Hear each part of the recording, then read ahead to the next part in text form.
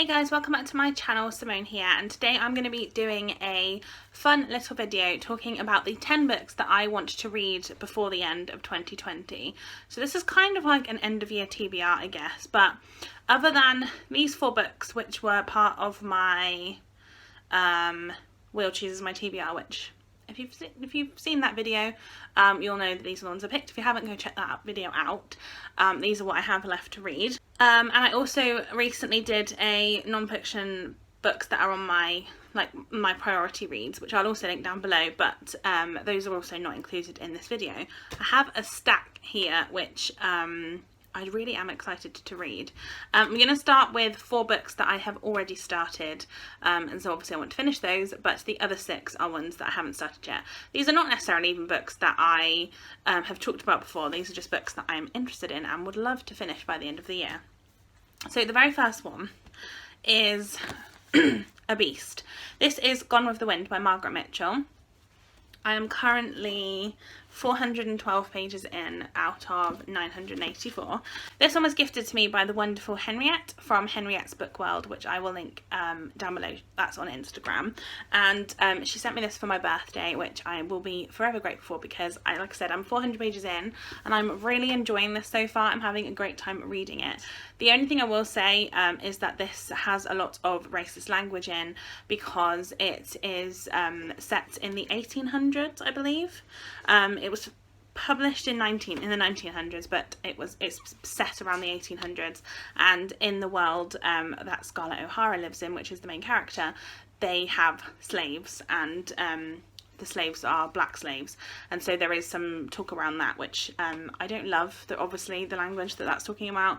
I feel like it's very of its time, but yeah, that is one thing I would say. If you are going into this, definitely be wary of that.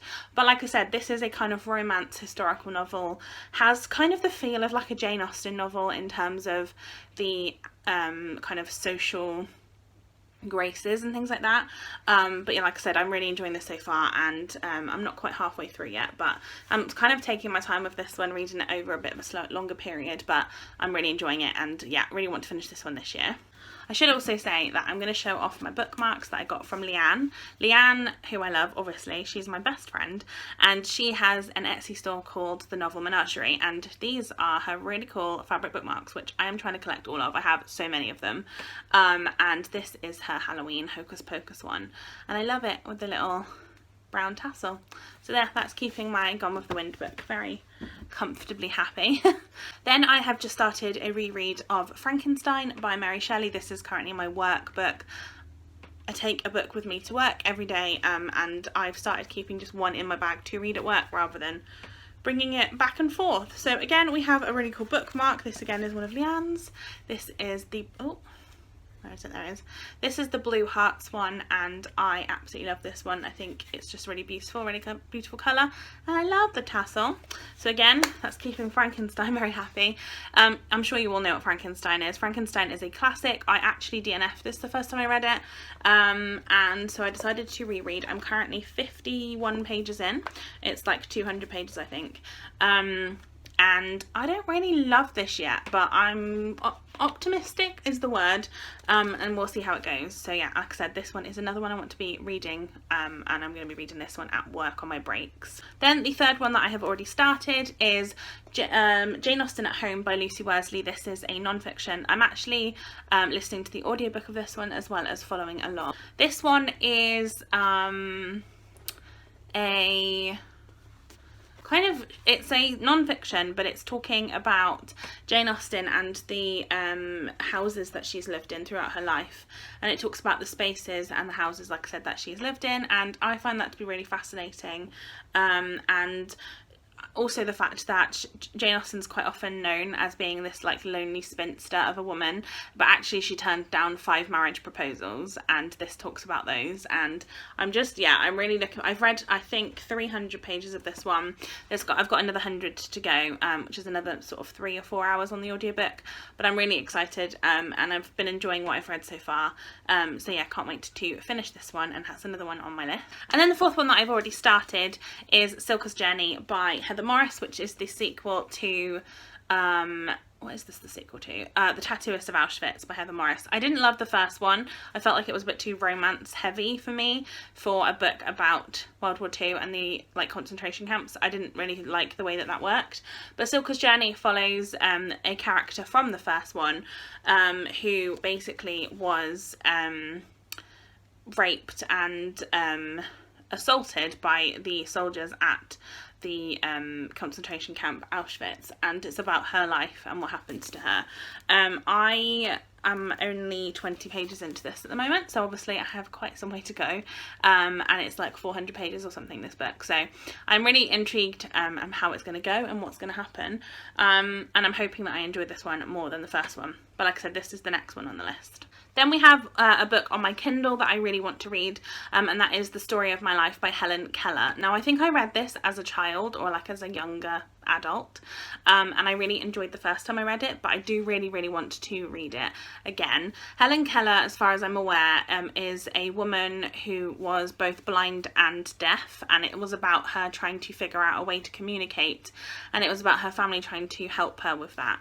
And this book, I remember, like I say, it's one of those books that's just stuck in my head since I was little, so I'm hoping that if I reread it I'll get a lot from it again.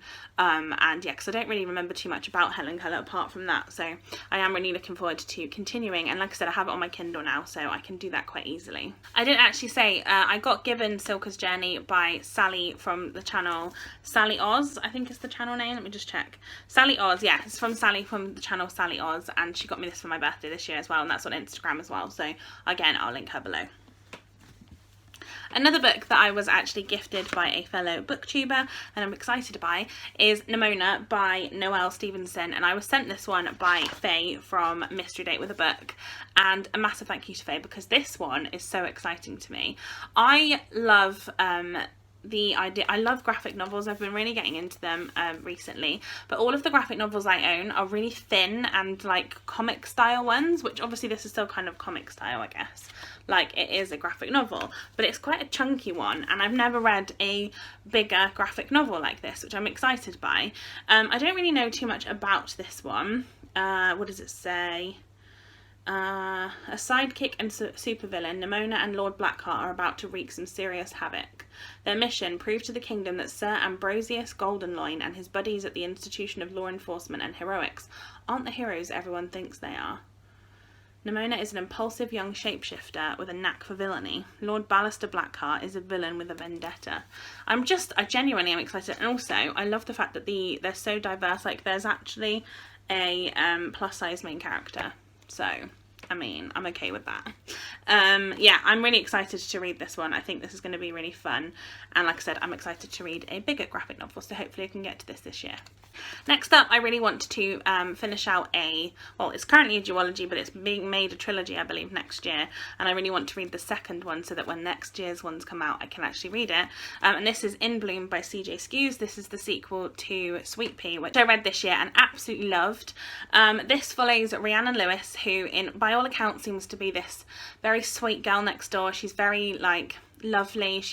Has all these interests and she's loving life, and then she's also a serial killer.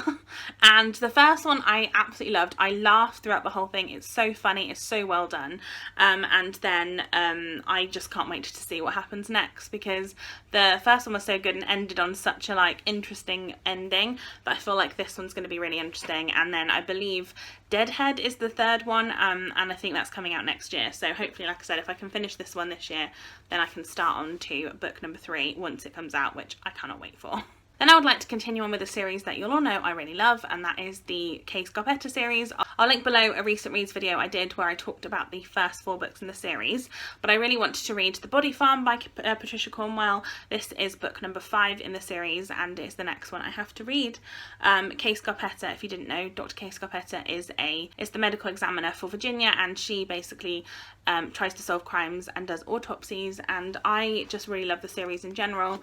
It is incredibly problematic at times, but I still find that it's a book that it's a series that I have just really enjoyed. It hasn't particularly aged well, is what I'm thinking, what I think I'm trying to say, but I, like I said, really love the series and cannot wait to hopefully pick up number 5 this year.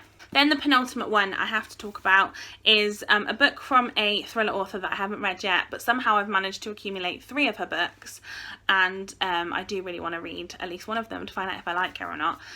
This is I Made a Mistake by Jane Corey. I got this in my chocolate and book subscription box, which I absolutely love, so I'll link that subscription box down below as well, because I think that you all should go and check it out. It's such a good subscription box. You get a book, you get chocolate. What more else can you want? And this was from the thriller box that I got, and like I said, this is I Made a Mistake. This follows Poppy Page, who, it says, in Poppy Page's mind there are 2 types of women in this world, those who are faithful to their husbands and those who are not.